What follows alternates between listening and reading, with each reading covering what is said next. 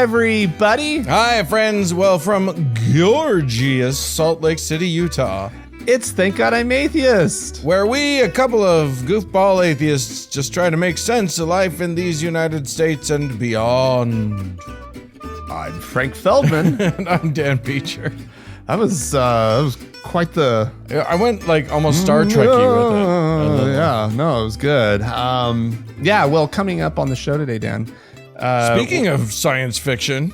Yeah, we're going to be talking about the potential of people living longer thanks to technology. Perhaps what does immortality for humans look like if possible? I'll tell you what happened. What happened was you and I had a very interesting conversation in the Frank and Dan Diaries. Yeah. Which is a thing that is only available. It is bonus content only available to our favorite Patreon supporters.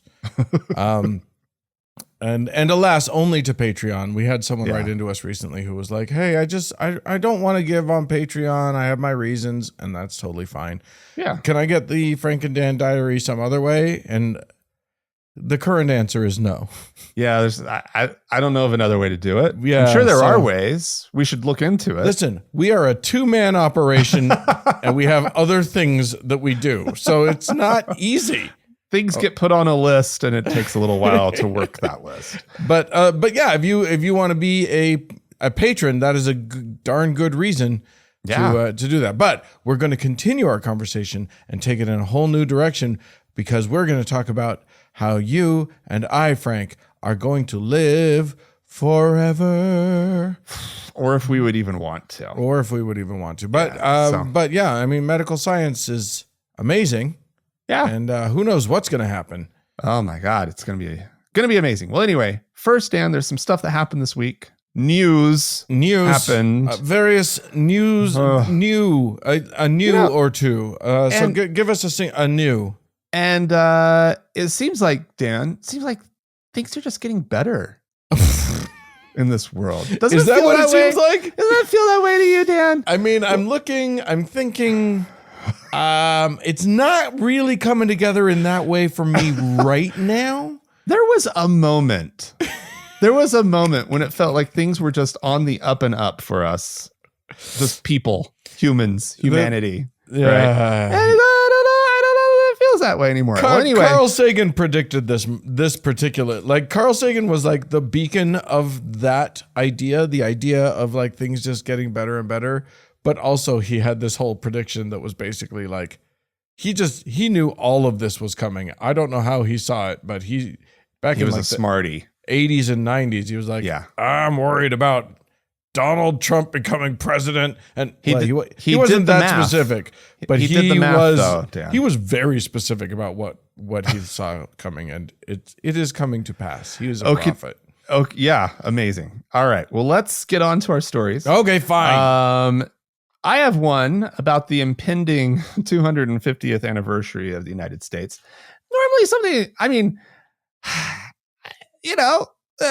know that when I wasn't sort of aware, I was too young to be aware of the bicentennial. Right. I was alive for the bicentennial, but not aware of it. And apparently it was a pretty grand celebration of this country. It was really pulled off in a lot of ways, in a very bipartisan sort of way. Would it have been Carter that was president at the time? Carter would have been president, but all the planning would have preceded his presidency. Sure. Because he would have just been barely president by that point. Anyway, so we have the 250th coming up, and people have kind of been commenting that like we're kind of getting a late run at this, right? Like we really haven't started planning in earnest in sort of the time frame that we should have been in order to do a grand bisesquicentennial celebration, or is it anyway, whatever it is. But the Trump administration has decided to swoop in and do some last minute planning, Dan. Yeah. And one of the things that they are doing is he has directed the Department of Education, right? The department that he hates, that he's having currently dismantled. He's given them a task to develop civics content for the nation's public schools. I can't wait to see what the World Wrestling Federation comes up with for that. World Wrestling Entertainment. Famously, what do you call these people? The Secretary of the Department of Education is so-and-so man. Linda McMahon. Yeah. Linda McMahon. Anyway, but let's get on with the point here. The Education Department has tapped the America First Policy Institute to head up a group of 40 nonprofits, conservative nonprofits, mind you, to take bold steps to educate, inspire, and mobilize youth toward active and informed citizenship in an organization that they're calling the Hitler Youth, but I'm not. No, it was the Trump Youth. The Trump Youth. No, they're not doing either of those things. But I'm worried about the indoctrination that they're planning. Yeah. The coalition includes such wonderful organizations as Turning Point USA, the Heritage Foundation, Hillsdale College, and a litany of other assumably Christian nationalist organizations. You mean they cut off the head of Turning Point and it still didn't kill the Hydra? That sucks. Yeah, well, that's what happens, right? Yeah, with hydras, hydrangeas, I think is the anyway. plural. So this is happening. Brace yourselves, everybody. It is funny that supposedly for a department that's being dismantled, they found some use for it. I'm going to predict. I'm going to make some predictions. They're going to come out with a thing that says the United States of America was signed its independence. The Donald Trump founded the country back in 1776. And well, maybe not Donald Trump, but like Ebenezer Trump, the little known founding father, Ebenezer Trump. They're just suddenly like on the Declaration of Independence. You know what's going to happen? Fucking Trump's going to sign the Declaration of Independence. Do not say that. Do not put that July out in the 4th ether. of next year. Mark my words. He's going to get a Sharpie. They're going to open up the case, and he's just like bigger than John Hancock. He's just going to put his signature on there, his little scribbles. Take that, woke John Hancock. Yeah.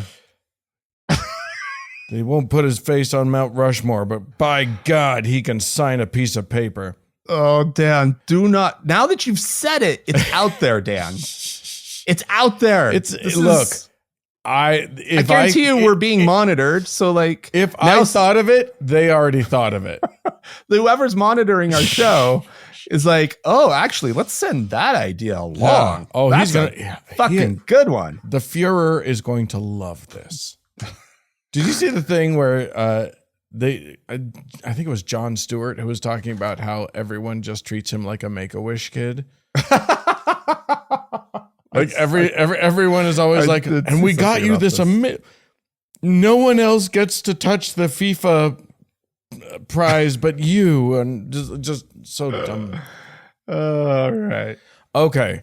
Well, speaking of the Trump administration, I don't know if you know this, but perpetually the new head of the FBI and perpetually surprised looking guy, Kash Patel, he always looks like he is just shocked that he's wherever he is. Like when after Charlie Kirk's death, when the Utah governor was giving his talk, Kash Patel was standing behind him and he just looked like, I don't know what to do here. His eyes there's something about his eyes. Anyway, Kash Patel was speaking about Charlie Kirk. And I don't know if you caught this moment, but he said, and I'll just quote him, he ended his speech about Charlie Kirk by saying, lastly, to my friend Charlie Kirk, rest now, brother. We have the watch, and I'll see you in Valhalla. Ooh, okay. Which is, as many of you will have caught, a guy who was raised Hindu talking to a guy who was an evangelical Christian. Yeah. About meeting him in a Norse afterlife. I just can't imagine. Like, that's so many wrongs. But maybe that many wrongs make a right. I don't know the math. Anywho, well, like maybe he was like, I don't subscribe to like the Christian heaven. I'm not going to Christian heaven. I don't have an aspiration to that. Hey, Charlie Kirk didn't want to go to my thing. Yeah, and I'll meet you. I'll meet you halfway. Let's just go to that one over there. We'll take the bus, the afterlife public transit, and we'll meet in the middle. I saw this movie. It was called Defending Your Life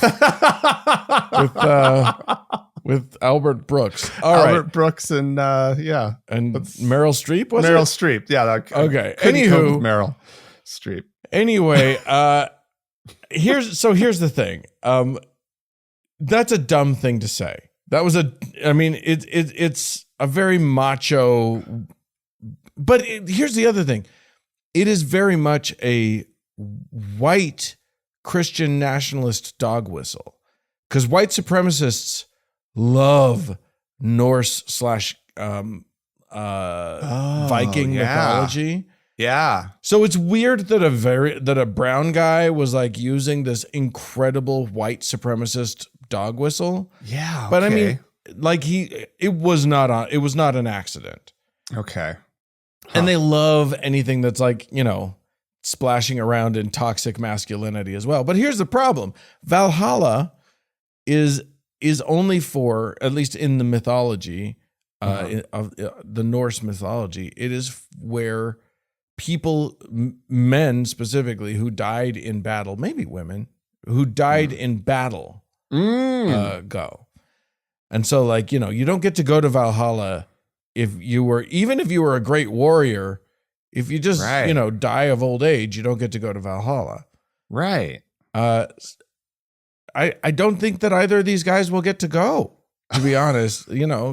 One of them was killed, but he wasn't in battle. He was in the middle of an annoying, what he would have called a debate. Yeah. He was in the middle of an argument. So does that count as a battle in these annoying times, in the most annoying timeline? Well, if anything ever happens to me, Dan, I want you to say that we will meet again in Stovacor. I don't even know what that is. Oh, Dan, that's Klingon heaven. Oh, not really heaven, because Klingons would never go to heaven. No, they wouldn't want to. That would be so annoying. I'll see you in Stovacor. See you in Stovacor. My brother. I'll talk you have to do Klingon voice. Yeah. Anyway, there is a group that was actually concerned about this from a different perspective, and that is a group that call themselves heathens, which I think is our word. I don't know. But they are people who are in sort of it's kind of a religious movement, heathenry, that is all about Norse mythology. And they took issue with this co-opting of the idea of Valhalla. Yeah, they should take issue with it. Yeah. Very good. And apparently these are not the same people who are interested in it for the white supremacist stuff. No, there are actually good heathens out there. I've read about them recently. Yeah. Because I was considering a story a few weeks ago about a racist. Actually, I think I did do the story about a racist sort of church that was opened up in this small town. Anyway, crazy stuff. All right, well, Dan. Yeah. Here's another one of these stories. Everything's getting better. This one has to do with the Taliban. And their amazing work they're doing with Afghanistan. It's all good coming out of Afghanistan right now. No bad stories coming out of there. Ever. They got in. They've just cleaned everything up. They got the women out of everywhere. Everywhere but the kitchen. Good Lord. Well, here's another way they're getting the women out, Dan. Oh, good. It wasn't enough just to get women out of the education system. No. Now they are removing books written by women from the Afghan university system. Sure. Which at some point, can you call these universities? No, I mean, you can in Afghanistan. It's as good as they got. Anyway, so they they have a list of over 140 books written by women, including titles like "Safety in the Chemical Laboratory," that have been ordered removed. What could a person with a vagina know about chemistry lab safety? Let me tell you. How could they possibly know any? They don't even have a penis, Frank. Yeah. And what they do know, I don't want to. Right. Maybe if the title had been "Cleaning the Chemical Laboratory." Sure. But Cooking not even for that. those who work in a chemical laboratory. Mending the clothes for your man who works in a chemical Mending laboratory. his lab coat. The pitfalls and joys of laboratory. Considering everything that they've been banning, not even that I'm sure would be allowed as a book, because as you may already know, Dan, women and I guess actually girls, because what I was about to say, have been barred from accessing education over the 6th grade. Yeah. Right. Which it's almost surprising that they allow education up to the 6th grade, considering everything else that they've been doing to push women out of society. Yeah. They cut off a midwifery program. Oh, great. Back in 2024. I mean, what possible negative consequences could come of that? Just this last week, fiber optic internet was banned in at least 10 provinces on orders of the Taliban supreme leader. They said that it was to prevent immorality. Yeah. You're gonna have to get your porn on dial-up the way we used to in the 90s. 18 college subjects have been banned. 6 of them were specifically about women, including gender and development. Which sounds like it's probably some sort of medical or something along those lines. Yeah. Who would want to know more about that other gender? No. I don't. You don't want them to know about our gender. Well, women wouldn't be reading this, Dan. Clearly. Well, they're not allowed to not read if we this can help anymore. And the role of women in communication also gone. I'm surprised that was still being taught. And women's sociology has been banned as well. The Taliban has repeated over and over that it respects women's rights in accordance with their interpretation of Afghan culture and Islamic law. Yes, it all sounds very respectful. Yeah. Of women's rights. Oh wait, they have the right to what? Well, cook, I guess, to serve men and shut up, and to stay home. Those are the main rights. And to stay home and make babies, but not have them delivered by competent people. Apparently, they also nixed a bunch of books from Iranian authors and publishers. Oh, and they talked to a professor at Kabul University who is not named. Who sort of questioned this decision in particular, also about the books by the women being removed, but said that the Iranian books in particular filled important gaps in sort of because not everything's published in their language, right? Exactly. They filled the gaps. That's the problem. Yeah. You got to get rid of the ones that fill the gaps. The gaps are there for a reason. Yeah. Mr. Anonymous Professor Man. Well, he was criticizing it, Dan. So don't. I know. Don't be too hard on him. No, I'm. Frankly, also him. I'm playing the role of the Taliban here. Oh yeah.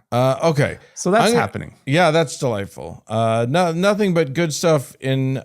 Don't worry, Afghanistan. We're not far behind you. Yeah, we're we're gaining. The Heritage Foundation is. I'm pretty sure they looked at your model. Yeah. For what they want. They're pretty stoked about it. All right. Well, I'm gonna give some actual like good question mark news, which is that this is a follow up to a story that we told a little while ago, and this was a story about a pastor and his wife who in Colorado. This is Eli and Caitlin Regalado, and they're out of Colorado. The Colorado Regalados. If you need, I'm glad you clarified. It's just fun to say, Frank. Anyway, these were the ones who developed a cryptocurrency that they were determined was going to be the currency of believers going forward. they were gonna take this thing global. And, right. Everyone was going to use their cryptocurrency, which was called something like, what was it called? Index coin. INDX coin. Oh, anyway, good name. Good name. Turns out that what ended up happening was the Lord told them. Now, mind you, they cannot be guilty because the Lord told them to do all of these things. They've been very clear about that. They set this up, and then they encouraged all of their parishioners to go and buy index coin, and give all of their money to it. Like basically, like invest. You might as well get rid of all your other investments. This is the one that's going to make us all millionaires. This is the one that's gonna really make it happen. Mm-hmm. They even went on. Do you remember we used to talk a lot about a guy named Gordon Klingenschmidt, who's who has like a shitty public access show in Colorado, in the Colorado Springs area, and he used to be a state representative or something like that. Okay. Anyway, they went on his show and pitched it to other Christians and stuff. So they were really pushing this thing, and they were. Here's the thing about cryptocurrency. I don't know if you know this, Frank. It's not inherently worth anything. It's only worth what everybody just kind of like what the market kind of says it's worth. Yeah. But what they were saying is we have an algorithm that tells us what it's worth. And that's what it's worth. And then they're saying, buy it now, be an early adopter, and we'll give you 10 times the amount that you are buying in. It'll increase. You will sow. They kept talking about sowing and reaping, and it was very unclear what the hell they meant by this. Anyway, the whole thing was a scam. The long and the short of it is that the whole thing was a scam. They pulled out literally over $1 million, right, and just gave it to their damn selves, and gave it to their church, but like they promised that they were going to use it for literally they said orphans and widows. And then they used a lot of it for a very expensive home renovation for themselves, which the Lord told them to do.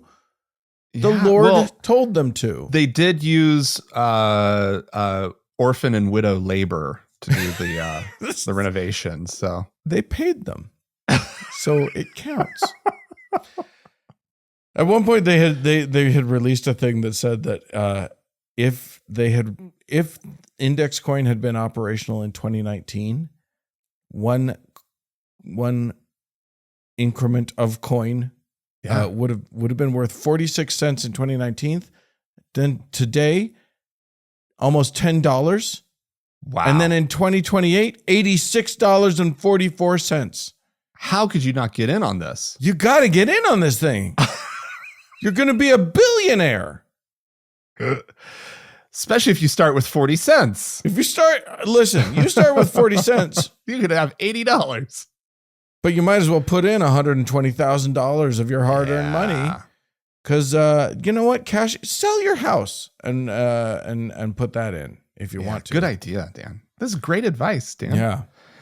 So anyway, the good news is that a judge has ruled on this and said you got to give back all the money. Now they're not going to be able to do that, but the judge has just said anew, this was what we call in legal terms a scam. How often they are going to have to go take the money back from the widows and orphans in order to pay these people back. Oh awful. My God. Those poor widows and orphans. There's been a hold put on their assets, and they are expected to give back $3.4 million in restitution. Good. Good. So apparently they're going to have to give back the home renovations. That doesn't work. No. Wow. Freedom of religion didn't get them out of it yet. Wow. Okay. We'll see what happens. If they decide to appeal the case, if it gets itself to the Supreme Court, maybe they'll get off scot-free. You never know. Yeah. Well, my fingers are crossed. I'm just hoping. Well, Dan, here's a story that I debated whether or not to share. Oh, goody. It's one of those. It's remarkable to me how racist people are being in public these days. Oh yeah. How openly racist they're willing to to be when speaking on podcasts and whatnot. Yeah, you have the good sense to keep all of your racism private. I don't share my racism. Dan. Why would I put that out there? That can't go well for me. I know that there is a time and a place. Frank's not racist, no, you guys. I'm joking. Frank joking. I can attest. Frank is not racist. He is just sexist and only a little bit, Dan. No, go on. Sorry. All right. So there's a pastor down in Texas by the name of Joel Webbin. Who he's got like a podcast. Sure. They'll let anybody get one of those these days. I know everybody has a fucking podcast. Yeah. The Right Response Ministries podcast. Mm-hmm. It's also the name of his ministries, but they have an official podcast. Right. Well, he got on and there's the talk, right? That a lot of families in the United States have. When a mommy and a daddy love each other very much. The other talk, that black families have with their kids. About yes. How to survive encounters with the police. And about it's just generally called the talk, right? Yeah. Amongst this black society community. is not built for you, and you will be treated worse, and you are in genuine danger. Yeah, exactly. The talk, right? Well, he says that there's a talk that white Christian parents need to be having with their kids. Oh God. And he's calling it the talk within quotes. They need to talk to their children about the danger of black people. And he just came out and fucking said it, Dan. He says, and I'm gonna read some of this. Oh, please. And I'm gonna paraphrase some of the worst parts. Yeah. Mainly because I don't want the censoring algorithms that scan this show to fucking freak out. Yeah. I will paraphrase. I will paraphrase here a little bit. And to be honest, it's pretty hateful shit. I kind of just don't even want it coming out of my mouth. The title was hateful. Yeah. Anyway, so he says, if you're a Christian white parent who loves the Lord and loves your children, then you need to have the talk. The talk that we're referencing is the talk that takes your children according to their maturity at the proper time and says, there are certain parts of town that you cannot go. And there are certain people that you cannot be around, right? And then he adds this because he wants to make sure that people don't confuse him with being an outright racist. Yeah. He says, if there is someone who is black in our church and they've been to our church and we know them and know that they love the Lord Jesus Christ, great. We're not talking about that person. Oh my gosh. We're not, I met a black who was so articulate that you would never even know. Yeah, it's that kind of crap, right? Yeah. And then but we're talking about when you go into a crowd of people, if you go into a crowd of strangers, he says, and they're all white strangers, there's some danger. If they're black strangers, yeah, he says there is 30 times more danger. Oh, if you're white. He put a number to it. Okay. He provides he doesn't cite his source here, right? No, because it's his own ass. His source is my ass. Right. He probably pulled that number out of thin air, or maybe he saw it on some racist forum right. that he gets on. But he probably took actual like crime data and manipulated it somehow, right? But anyway, he says it is actually a failure of your parental duty. White parents, please hear me. If you teach your children growing up, if you lie to them, he says, and say all people and all races of people in our country are the same, they are not. He says, you are actually depriving your child of factual, truthful information that could save their life. Yeah. So that is just a Christian pastor. It's what we're up against here. Right. And it's very difficult to parse out how much of that overt racism is because he's just a white dude in Texas, probably in a small town in Texas, or how much of it is because he is a Christian and that is perpetuated among Christians. It's really impossible to parse it all out because it's all so interwoven with each other. It's all so intertwined. Yeah. I mean, I wouldn't necessarily say that he's a small town pastor, right? Like, what city is he from? I'm looking it up right now, but like, I wouldn't want to like make that assumption, right? Like that somehow, it's almost like it. I know you're not letting him off the hook, but like, it's like, oh well, he's just some ignorant small town guy, right? Like, I think it is outside of that realm, yeah, right. This is not some just podunk person.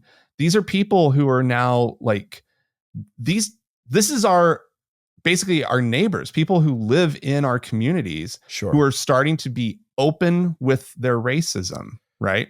Yeah. And this guy is mixing his Christianity with his racism, and it's disgusting. I mean, it goes so well together. Christianity and racism, it's just, it's, you don't necessarily think of it.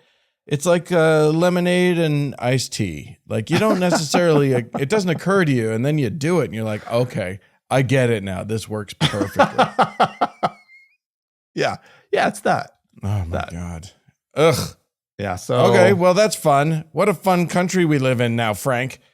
When are we? You know what though? It's the country we always have lived in. Yes, it's just these assholes. But we were, but used to keep a lid on it a little. Well, bit. Because we publicly shamed them, and like they knew it was not okay. Yeah, but they've found each other now. Yeah, they have a support system. They fucking have the White House. Yeah, they have.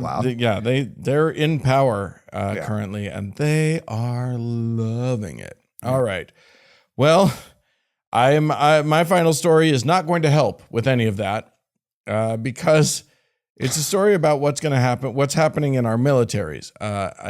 As you know, Frank, as many of our listeners know, the American military, they have academies. There's the Air Force Academy and the Army, and there's West Point and all these places. Yeah, these are institutions of higher learning. But they also feed our military and feed them, sort of the upper brass. That's where the officers come from, sort of thing. Yeah. The American military academies for the longest time, you get in it the way you get into college. You have to take a standard, an SAT or the ACT. These are tests that test your college readiness, for the academic rigors of college. Right. Well, there is another test we've talked about this called the Classic Learning Test, or CLIT for short. That's what I'm going to call it, is CLIT, the CLT. And it is for the morons in Christian school / homeschool. It is so that nobody has to read anything by a non-white person or read anything that might challenge their views or their beliefs or whatever. So it is a dumbed down version of the SAT or the ACT. Right. And it is not, it's not great, but it is also the main test that you would have to take if you wanted to get into like a Liberty University or you know what I mean? Like it's the big one if you want to get into one of those dumb Christian colleges. Right. Well, it looks like the United States military academies in their wisdom have decided that they will now accept your CLIT score. Instead of if you don't want to take the SAT or the ACT. Right. So isn't that great? There you have it. I wonder who they're trying to attract into their programs. Yeah. I mean, it's not like they're not already there. You know what I mean? Like, yeah, but now they're basically saying we want all the homeschool. Yeah. If you're a Christian nationalist ding dong, your chances of going into the military are already high. Now they're shooting for the elite Christian nationalist ding dong crowd, the college level Christian nationalist ding dongs. Right.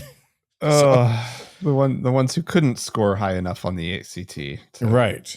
Yeah. Well, because the ACT would have something about black people, and then they would get all weirded out and not know, and their brain would short circuit, and they'd just be like, I feel like I'm in 30% more danger, or 300 times more danger, or whatever it is. Yeah. 30 times, whatever it is. 30. Well, he said 30. Yes. Yeah. I'm in 30 times more danger by reading this test. Can we have a test where it's all white? Literally, the CLT has not been around for very long, and very few people have taken it. It's like, let's see, 100,000 students have taken it total, or had taken it as of 2023. So between 2015 and 2023, only 100,000 students had taken it, which sounds like a lot, except that like 2 million students took the SAT in 2024 alone. So it is a tiny fraction of the people. 85% of the students who have taken the CLT are white. And 99% of test takers are private school, charter school, or homeschooled. So that's who it's for. You know what I mean? Because these people were not prepared for a proper, and look, it's not like the SAT and the ACT are not problematic. They have their problems. Right. But that's a question for a different day. This one is just, it's for Christian ding dongs. So cool. Yeah, a lot of fun. If you, dear listener, attended a military academy and got degrees from there, the worth of that degree is about to go down. That's all we're saying. The value of that degree is now decreasing. Yeah. Yeah. Well, that's a good You'll need to feeling, start saying the year that you got your degree. Fair enough. Well, alrighty, Dan. Yeah, well, so that's it. If you would like to chime in, friends, about this or any of the things we've talked about, please feel free to write into us, podcast@thankgodimatheist.com. And remember to like, subscribe, and comment, and call us. Yeah. The telephone number is 424-666-8442. We'd love to play a voicemail from you on the show. Yeah, more show coming up.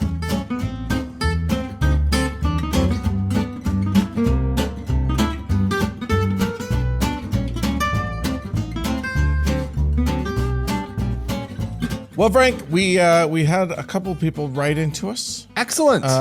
So I'm just going to dive right in with that. Dear Frank and Dan, this is from friend of the show, Steve, who says, the makers of the Monopoly game staged a to-do in Salt Lake City last week. Did you catch this, Frank? I heard something about this, yeah. For their upcoming Salt Lake edition. Yeah. And Salt Lakers are encouraged to submit phrases or those little tidbits about the city to make it really unique. Oh, yeah. Apparently there's already a Monopoly Park City edition, which really they did Park City before they did Salt Lake City. It's probably it is such a touristy town. Right? There's probably a better like market for that kind of thing at souvenir shops. I mean, it is true that only people living in Salt Lake City will buy the Salt Lake City edition of Monopoly.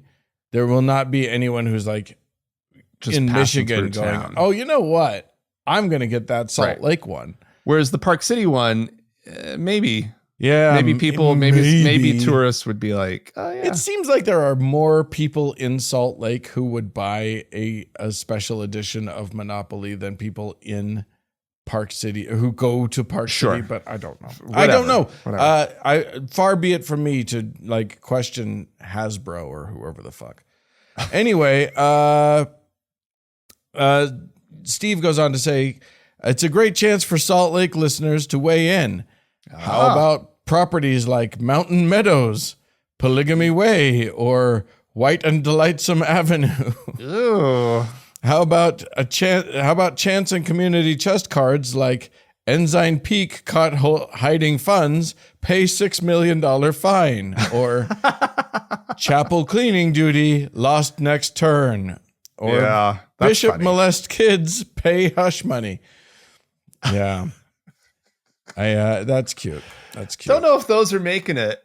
But those are more sort of your Temple Square edition. Yeah. I just want to see if we could get Gilgal Gardens on there. Like they're on Gilgal that should be a shoo-in. That's it. Right? If you ever visit Salt Lake City, friends, you should go to Gilgal Gardens. It's not even most Salt Lakers do not know of the existence of this place. It is a sculpture garden by a single sculptor who was Mormon and potentially crazy.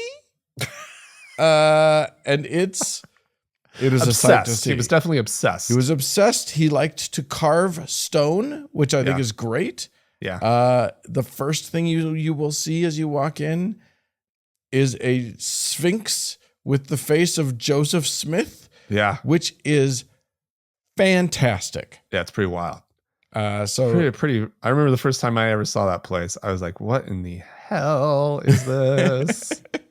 And that was back when it was a little bit more of a secret. Like now, it's actually technically a city park. That's right. But back in the day, it was like it almost felt like you were sneaking in. Yeah, it felt like you were like breaking into someone's backyard, and like they didn't really care, right? No. Like you were allowed to go over there, but it was definitely like and when it was all overgrown, I don't know if you remember all the trees and brush everywhere. Like it was a very different experience. Now it's got pretty gardens and stuff. Yeah. It's nice. All right. Well, so yes, chime in on that, friends, if you want to. But leave a comment on the YouTube page about in the YouTube about what you think would be a your funny place. Monopoly places, yeah. If you know Salt Lake City. All right. This is from Kylie, who says, hey, Frank and Dan, I've made it back through episode 678, working backwards ever since finding this podcast. Loving every episode. 2 questions. First, what is the foofer that you refer to randomly throughout episodes? Apparently, we have not done a good job of letting new people know. When we say foofer, it is the FFRF, or the Freedom from Religion Foundation. Yeah. But how are you supposed to pronounce FFRF? It's fooferf. Yeah. Anyway, you could change the accent. Yeah. You could just go froof. Anywho, Kylie goes on to say, the only thing that has me hung up on the religion piece is, in general, for every action, there's an equal and opposite reaction. I've experienced crazy ghost-like issues after my ex-husband passed away. Knives sticking out of drawers, sharp end out with no explanation of how it got there. At the time, I lived alone. All of my dog toys taken out of their box and lined up perfectly across the living room floor. Cameras repetitively saying that there was motion when with nothing recorded. Then coming home to pictures that are in that same area being turned upside down. Lots of crazy, unexplainable situations. So the only hang up I have denouncing God/religion is thinking if there is an evil side, wouldn't there have to be a good side? Thoughts? I don't think there's an evil side, Kylie. Yeah, why is this necessarily evil?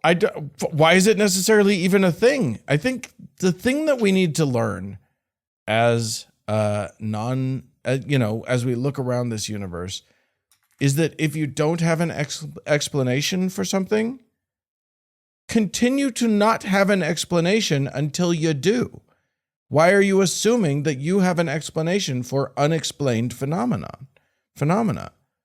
I know it's hard because we are patterns. We are born pattern seekers. Yeah. We are programmed to find agency in random events. That's an evolutionary thing that happened to us. Agency detection. It started because if you look, if an ancient humanoid looked in the grass and saw the grass parting and assumed that it was a snake and that snake might be dangerous, that person would take evasive maneuvers, whereas the person who doesn't have the assumption that an agent is parting the grass, even if it isn't a snake, eventually those people are more likely to die of not having that agency detection in place. And then agency detection becomes evolutionarily preferred.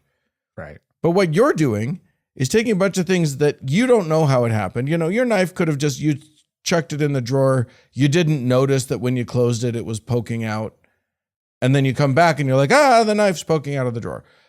Any of these things can be explained in any number of ways. Right. And the fact that you don't know how it occurred doesn't mean that you should assume, the wrong thing to do is to say, I do know how it occurred. Yeah. This is why people in our circles talk about skepticism so much. Yeah. Because we have to battle, we have inborn biases that are programmed into our DNA.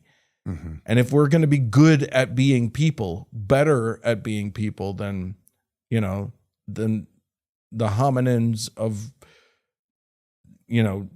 millennia of past, we're going to have to overcome those biases, those cognitive biases. And the only way to do that is to apply good quality skepticism.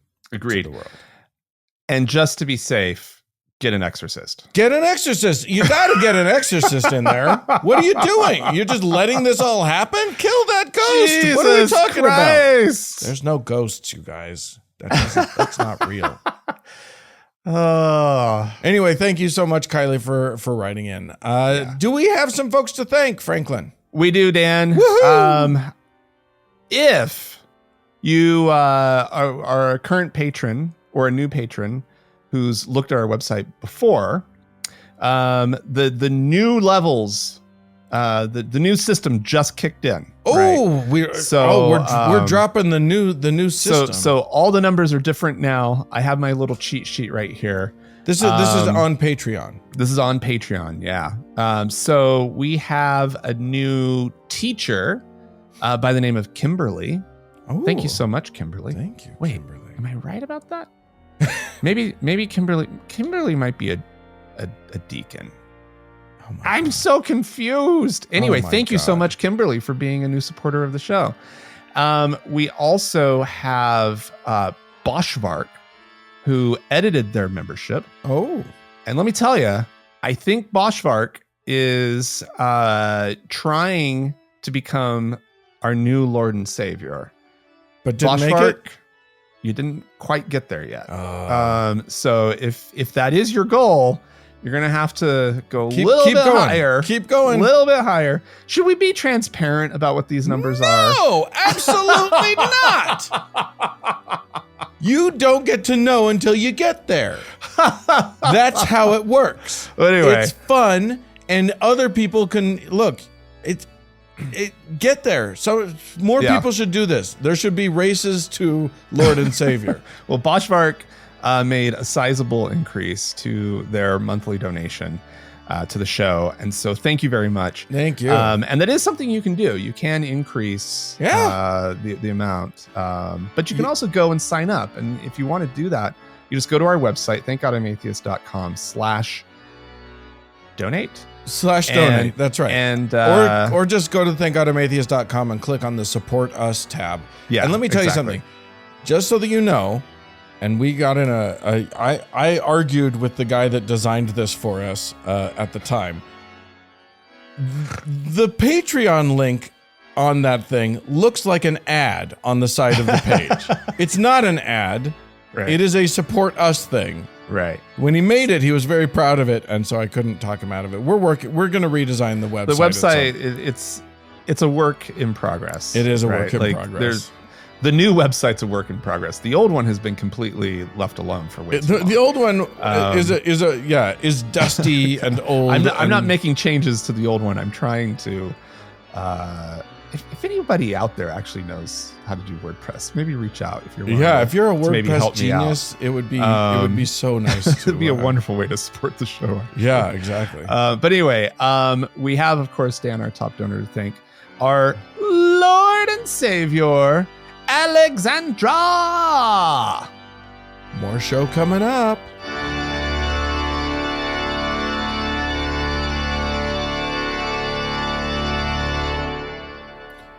All right, Frank. I'm not going to sing the song that I was about to sing because there are copyright questions at stake. But I am going to say that there is some question as to who wants to live forever. That was me indicating at the song without singing the song. Okay. The Gen Xers out there will appreciate. It doesn't matter. Anyway, there's some question.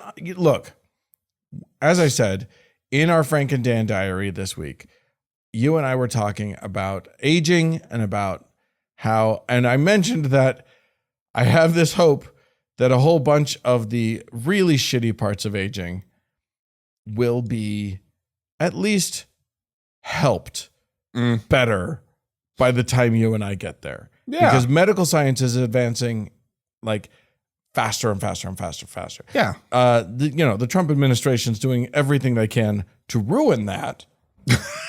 But the rest of the world still exists, and they're still working on it.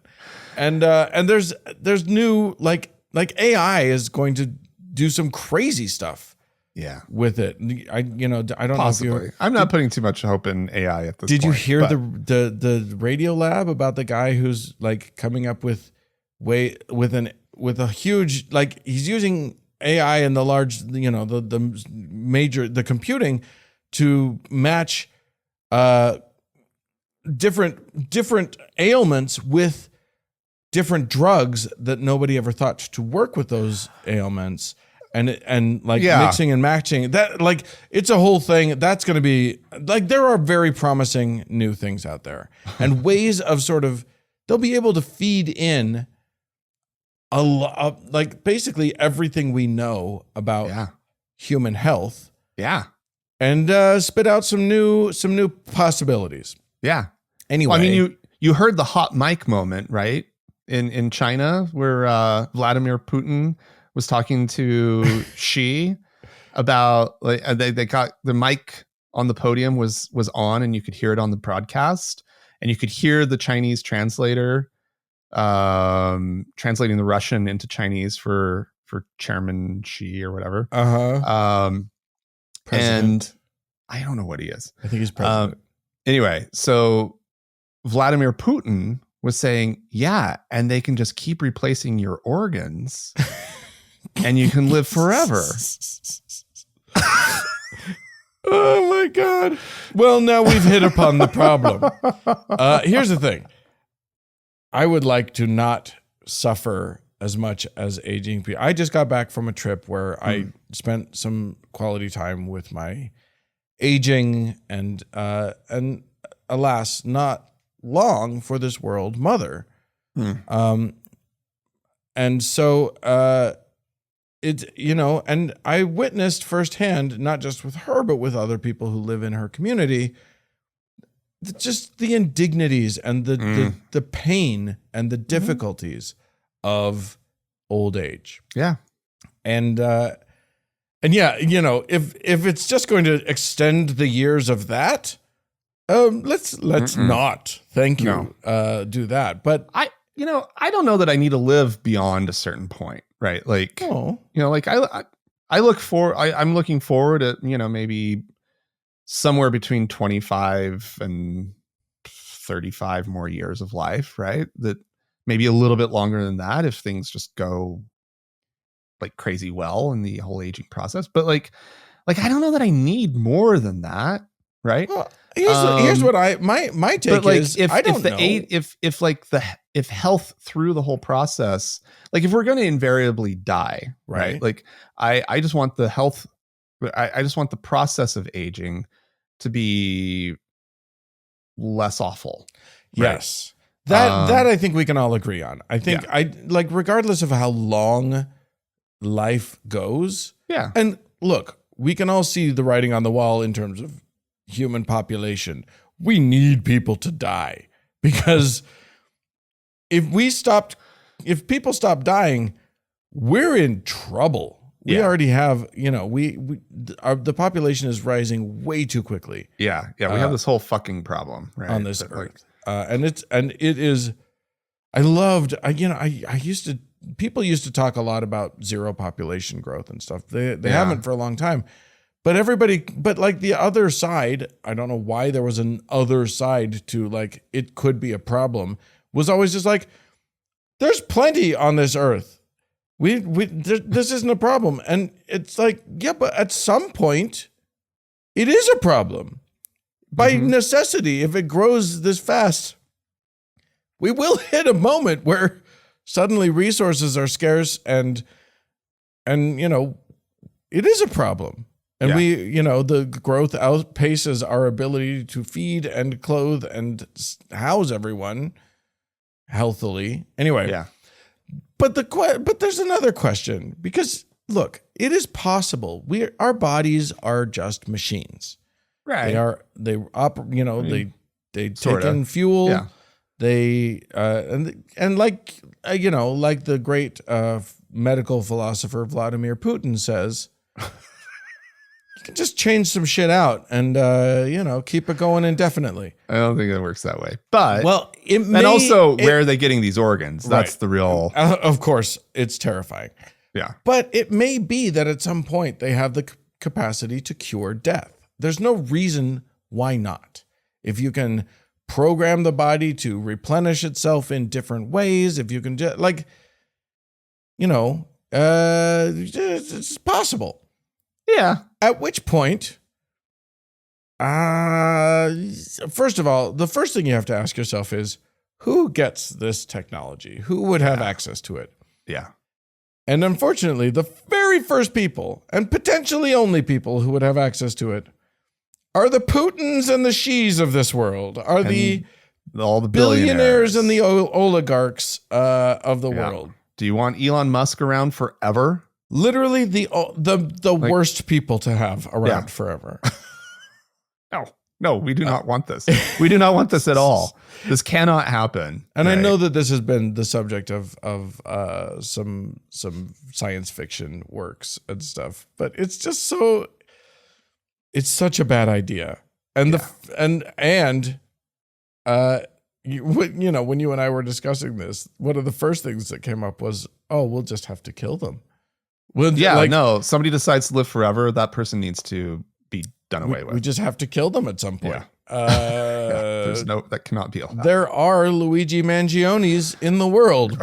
Jesus. We'll find the way. But it's just such a weird.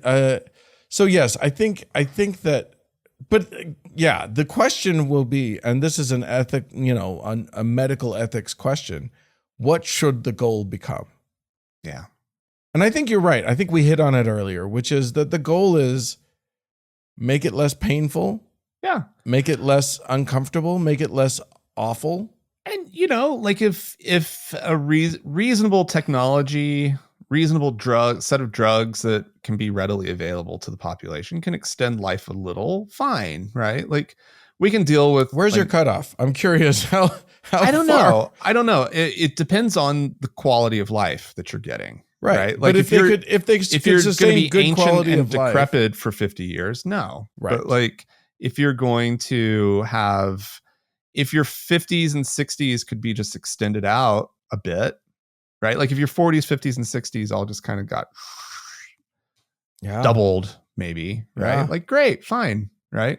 Get you to 120, 130. You're feeling good about that? Yeah, let that compound interest work a little bit longer and have a better retirement, right? Like, or extend your working years, and yeah, that's what I'm saying. You forgot to save in your 20s and 30s, so let's extend all the things. And yeah. I mean, it becomes a problem anyway. But but like I don't love the idea of death. Right. I don't love the idea of this. No, ending, especially right? us, because we don't have any afterlife to be. That actually takes away a lot of the anxiety, because it's like, well, when it happens, I won't even know. Yeah. Right. I won't know what I'm quote unquote missing out on. Right. Like all that time before I existed, that's what comes after. Right. Like I just non-existence, and it's fine. I feel like if you have a belief in a happy afterlife, if that's part of your belief system, you shouldn't be allowed. You don't get to extend your life. Our population issue is going to be a problem. Our people aging longer is going to be a problem.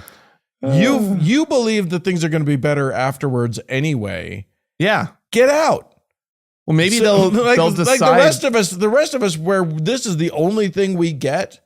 Those of us who believe that like this is it, like this is all the goodness that we can get, so we got to squeeze all the juice out of it. Let us extend our lives for a while. The rest of you, if you've got an afterlife you're looking forward to, fucking skedaddle. Get on. Oh, heaven's waiting. Get on. Get on your horse, man. We don't go enjoy. Why are you sticking around anyway? Get out of here. You shouldn't want to be here anymore. But as we know, all of our aging, anybody in your family who you've ever watched age who believes in God, right? They're not excited to get there. I know. A wonderful afterlife is waiting my parents, right? Yeah. They're in no hurry. No. Right? What we need to invent? It is a euthanasia pill called Rapture. Which that's what the rapture is. You take the pill and off you go. Rapture is what it is. God damn it. You should be an executive at a big pharma company. And it's like, because you ruined it, but it'll probably sell better. Because it's a rap on you, but it's sure. But it's sure. Rapture. Yeah. It's a rap. It's brilliant. It's brilliant. Oh my God. We need to start selling the evangelicals on this idea that the rapture is actually you taking things in. It's not Jesus doing something. If you can convince them of that, Dan, that would be. I think there's a Nobel Peace Prize. No, there's a Nobel Peace Prize waiting for you, Dan. I think I just turned into Jim Jones. I don't think that's okay. Fair enough. I don't think it's okay. Anyway, I don't think immortality is a good thing. At least in any of the ways that I conceptualize it. I watched the Good Place, right? I was a big fan of that show, and the whole point, right? Was that an eye roll, Dan? Did I see your eyes roll? No, I like The Good Place. I enjoyed The Good Place. No, it's if you've never seen it, it's a delightful romp through the afterlife. Yeah, and the whole point is at the end of the show is that, spoiler alert, is that would you want to live forever? I mean, that's the big question, right? And what is there to do? And it's such a beautiful little show. And if you haven't seen it already, sorry for the spoiler alert, but this show's like over a decade old at this point. Yeah. So yeah, I feel like there is sort of a point at which I also didn't fully spoil it for you. No, not. So there are so many good little spoilers along the way. So many fun surprises along the way. And all right. Well, friends, I'm guessing y'all have some stuff that this has brought up in you. I'm guessing you have some ideas, some thoughts, some angry things you'd like to write into us. Oh, so angry. Ways that we are idiots. Feel free to write them all to us. Podcast at thankgodimatheist.com. Or call and leave us a voicemail message. We'd love to hear from you. The telephone number is 424-666-8442. Yeah, don't forget to support the show. Go to thankgodimatheist.com/donate. And if you want to be a patron, click on the thing that looks like an ad, but it isn't. This episode was edited by Roger Gowdy, and music was provided by the Red Rock Hot Club and Gordon Johnston. Yeah, thanks. I don't know. Bye. Thanks for tuning in, everybody. We'll talk to you again next week. Bye-bye.